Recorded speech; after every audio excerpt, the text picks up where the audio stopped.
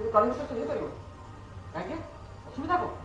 ମାନେ କଥା କଣ କି କିଛି ଦିନ ମୋ ଡ୍ୟାଡ୍ ଏଠିକି ପହଞ୍ଚୁ ଆଉ ମୁଁ ଚାହିଁବି ଆମ କାର୍ଯ୍ୟକ୍ରମ ତାଙ୍କ ପାଖରେ। ତାମାନେ ଆପଣଙ୍କ ଡାଡି ଏପର୍ଯ୍ୟନ୍ତ ଆମ ଅର୍ଗାନାଇଜେସନରେ ସାମିଲ ହେଇନା? ନା ତାକୁ ସାମିଲ କରିବା ସହଜ କାମ ନୁହେଁ। ମିଷ୍ଟର ଜେରି, ଯେକୌଣସି ଆନ୍ଦୋଳନ ପ୍ରଥମେ ନିଜ ପରିବାରରୁ ଆରମ୍ଭ କରିବାକୁ ହୁଏ। ଦେଖନ୍ତୁ ମୋ ଡ୍ୟାଡ୍ ଜଣେ ଭିନ୍ନ ଧର୍ମ ମଣିଷ, ପୁରୁଣା ମୂଲ୍ୟବୋଧ ଦେଶ ପ୍ରତି ମାନେ କଥା କଣ କି ସେ ସାରା ଜୀବନ ଦେଶ ରକ୍ଷାରେ କଟେଇଛନ୍ତି ତ। କିନ୍ତୁ ନିଜ ଧର୍ମ ନିଜ ସମ୍ପ୍ରଦାୟର ସୁରକ୍ଷା ପାଇଁ କଣ କରୁଛନ୍ତି? ଦେଶ ହିଁ ତାଙ୍କର ଧର୍ମ। ବର୍ତ୍ତମାନର ପରିସ୍ଥିତି ଆଉ ସମସ୍ୟା ସମ୍ପର୍କରେ ଆପଣ କେବେ ତାଙ୍କ ମୁଖରେ ବୁଝାଇବାକୁ ଚେଷ୍ଟା କରିଛନ୍ତି? ନା ତାଙ୍କ ସାଙ୍ଗରେ କଥା କହିବି ମୋ ସାହସ ନାହିଁ। ମୁଁ ଥରେ ଚେଷ୍ଟା କରିକି ଦେଖିବି। ପରବର୍ତ୍ତୀ ଆଇବ ବରଂ ମୋ ମତରେ ସେ ସବୁ କିଛି ବଦଳାଇ ଯାଉଛି। କାହିଁକି ଘରେ ଅଛନ୍ତି?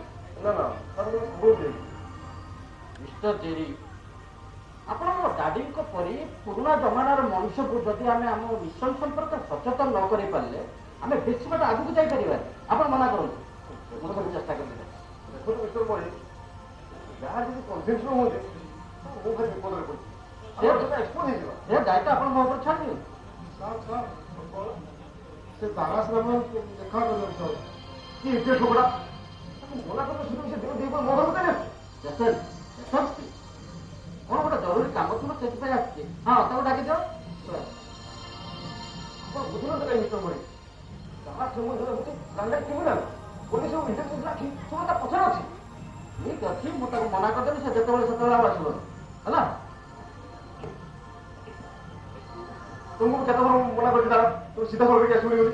ଖବର ବହୁତ ଜରୁରୀ ସାର୍, ଆସିବ ପାଇବ ଫୋନରେ ସବୁ ସମ୍ଭବ ନୁହେଁ କି ଆଉ କାହା ଦ୍ୱାରା କାମ ହେଇପାରିବ। କଣ ଟଲଫ୍ରି କର୍ପୋରେସନ ଜାହାଜରେ ଆସିଥିବା ମାଲ ସବୁ କଷ୍ଟମର ସିଟ୍ କରୁଛନ୍ତି ନାଇଁ, କଷ୍ଟମ ସବୁ ସେମିତି କିଛି ହେଲା ତେବେ ଟ୍ରକରେ ଲୋଡ ହେଇ ଆସିଲା ବେଳେ ବାଟରେ ପୋଲିସ ସବୁ ସିଜ୍ କରିନେଇଛି। ପୋଲିସ ତ ଜିନିଷ ପାଇବ। ଏବେ କଣ କରାଯିବ ସାର୍? କାମ କେମିତି ହବ? ହବ ହବ ଦାଦା। ଆରେ ଆମ ଅର୍ଗାନାଇଜେସନ କଣ ଗୋଟେ ସିପିଂ କମ୍ପାନୀ ହାତ ଦେଇଛି? ଟନ୍ ବିଚରେ 500 ଟନ୍ ମାଲ ଅଲୋଡ ହେଇ ଗୋଟେ କ୍ରେଟରେ ପୋତା ହେଇଛି। 500 ଟନ୍ ଇଚ୍ଛା କଲେ ଦେଶର ସବୁ ସହର ଗୁଡାକୁ ଓଡ଼ିଶା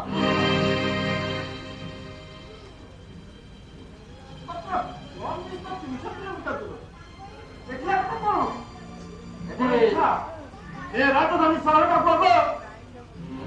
ଏଠି ଜେରିସାଙ୍କ ବଗିଚା ଭିତରେ କେତେ ଅଣ୍ଡରଗ୍ରାଉଣ୍ଡ ହେଇଛି? 25 କିଲୋ। ଆରେ 25 କିଲୋ କମେଇନି ତୋର କେତେ ଦବ? ମୋର ବହୁତ ଦରକାର। ହବ ହବ ଦାଦା, ଏମିତି ବ୍ୟସ୍ତ ହେଲେ କି ଛାନିଆ ହେଲେ କିଛି ହବନି। ତାର ତମେ ତ ଠିକ ଅଛି, ଏବେ ଆସୁଛି ସାର୍।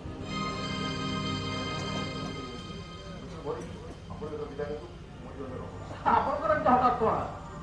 ଆପଣ କିଛି ନର୍ଭସ ଜଣା ପଡୁଛନ୍ତି। ଆରେ ବାପା ନାଇଁ ଜୀବନ ପ୍ରତି ମୋର ଭୟ ନେଇ ମରିବ।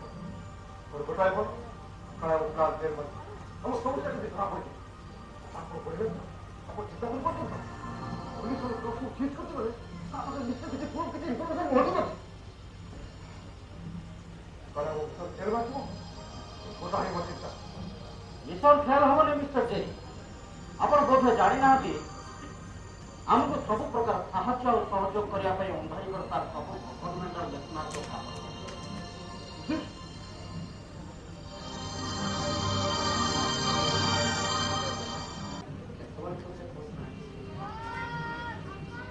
କାଲି ରାତି 12 ନା ସେଟା ପରୀକ୍ଷା ହେଲା। ଆଚ୍ଛା ଆଉ ଥରେ କହିଲୁ କଣ ପଚାରିଥିଲେ? ସେ କହିଲା ମେଜର ତୁମେ ଯାହାକୁ ଅଞ୍ଜଳି ବୋଲି ଭାବୁଛ ସେ ପ୍ରକୃତରେ ଆଞ୍ଜେଲିଆ ସାରା। ତାକୁ ନିଜ ଘର ବୋହୂ କରିବା କଳ୍ପନା ନିଜ ମନରୁ ପୋଛି ଆଉ ତା ପ୍ରତି ବେଶୀ ଆଗ୍ରହ ଦେଖିଲେ ଭାରି ଅସୁବିଧା। ଯୋଉ ଲୋକ ତା ପଛରେ ତା ପିଛା ଧରିଥିଲା ଠିକଣା ନେବା ପାଇଁ ଆମ ବିଭାଗ ସେ ରୋଜି ପାର୍କର ଗୋଟେ ବେଞ୍ଚରେ ବ୍ୟବସ୍ଥିତ ହୋଇଛି। ଆଚ୍ଛା କେତେବେଳେ ଘର ଫେରେ? ଏଇ ଭୋର ସକାଳେ। ମୋର ମନେ ହଉଛି ତ ମୋର ନିଶ୍ଚୟ କିଛି ଗୋଟେ ଭୟଙ୍କର କାମ ଜାଣିଛି। କଣ ସବୁ କହୁଛୁ? ଦେଖ ମୋ ପାଖରେ ତ ମୋର ଲୁଚେଇବାର କିଛି ନାହିଁ, କିନ୍ତୁ ସେଦିନ ଜାରାଶ୍ରୀରେ ମୋତେ ଏଇଠି ଦେଖିବା ପରଠୁ ମୋ ମନରେ ଗୋଟେ ସନ୍ଦେହ ଉଠିଲା। ସେଠି ବାବରା ସବୁ ମୋ ପୁଅ ସମୀର ଜେରି ସଲ ମେଜର ଏମଏସ୍ ଜେରି ତୁ ବୁଝିପାରୁଛୁ ତୁ କ'ଣ କହୁଛୁ? ତୋ ମନରେ କିଏ ଆଉ ଇଣ୍ଟିଗ୍ରିଟି ଉପରେ କେହି ଆଙ୍ଗୁଳିଟେ ବି ଦେଖିପାରିବେ। ହେଲେ ଆମ ପରବର୍ତ୍ତୀ ଜେନେରେସନ ମନରେ କ'ଣ ଅଛି ତା ଆମେ ଜାଣୁ। ସମୟ ଆସି ଏମଏସ୍ ଜେରି ଆଉ ସମୀର ଜେରି ଭିତରେ ପାର୍ଥକ୍ୟ ଥିଲା। We are passing through a very difficult situation. ସଂକୀର୍ଣ୍ଣ ସାମ୍ପ୍ରଦାୟିକ ଭାବନା ଆଜି ଆମ ସମସ୍ତଙ୍କୁ ପରସ୍ପର ଠାରୁ ଅଲଗା କରୁଛି। ଗୋଟାଏ ଭୂକମ୍ପ ପ୍ରବଣ ଗ୍ରସ୍ତ ଉପତ୍ୟକାରେ ଆମେ ସମସ୍ତେ ଛିଡ଼ା ଯେକୌଣସି ମୁହୂର୍ତ୍ତରେ ସପ୍ତ ଜଳାମୁଖୀର ମୁହଁ ଖୋଲିଦେଇଥାଏ। ତୋ ଇଙ୍ଗିତ ମୁଁ ବୁଝୁଛି ବାବରା, ହେଲେ ତୁ କ'ଣ ଭାବୁଛୁ ସମୁ ନା ସବୁ ଏମିତି କାମ କରିବ? ତୁ ଜାଣିନୁ ବାବରା, ସବୁଟା ନିହାତି ସରଳ ଥିଲା।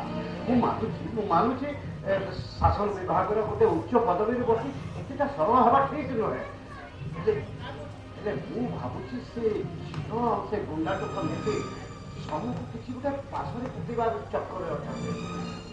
ମୁଁ ସେ ଝିଅକୁ ଛାଡ଼ିବିନି ବାବରା, ମୁଁ ଯେମିତି ହେଲେ ତାକୁ ଖୋଜି ବାହାର କରିବି। ଆରେ ଏତେ ବଡ଼ ସହରଟାରେ ତାକୁ ଖୋଜି କୋଉଠୁ ବାହାର କରିବି? ଆଉ ଯଦି ତୁ ତାର ସନ୍ଧାନ ପାଇଲୁ ତାକୁ ନେଇ ତୁ ପଢ଼ିବୁ କ'ଣ? ପୋଲିସରେ ଦେବି ତାକୁ, ମୁଁ ପୋଲିସରେ ଦେବି।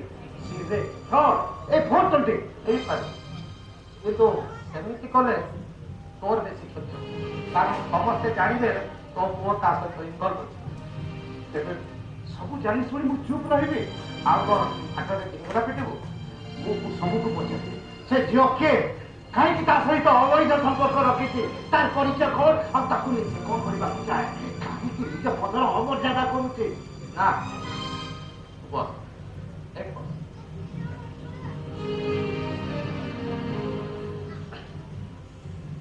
ତୁ କାହାକୁ କିଛି ପଚାରିବା ଦରକାର?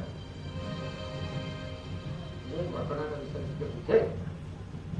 ତୁ କ'ଣ ବୁଝିବୁ, କାହାଠୁ ବୁଝିବୁ? ଆରେ ତୁ ବୋଧେ ଜାଣିନୁ, ରିଟାୟାରମେଣ୍ଟ ପରେ ମୁଁ ଆଉ ଗୋଟେ କାମ କାଟିବି।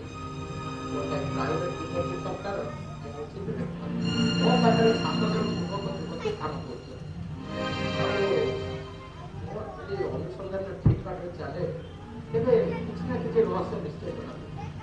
ହେଲେ ତୁ ସେମିତି ହେଲେ ତୁ ତ ସେ ଝିଅକୁ ଏପର୍ଯ୍ୟନ୍ତ ଦେଖିଲୁ, କ'ଣ ଅନୁସନ୍ଧାନ କରିବୁ?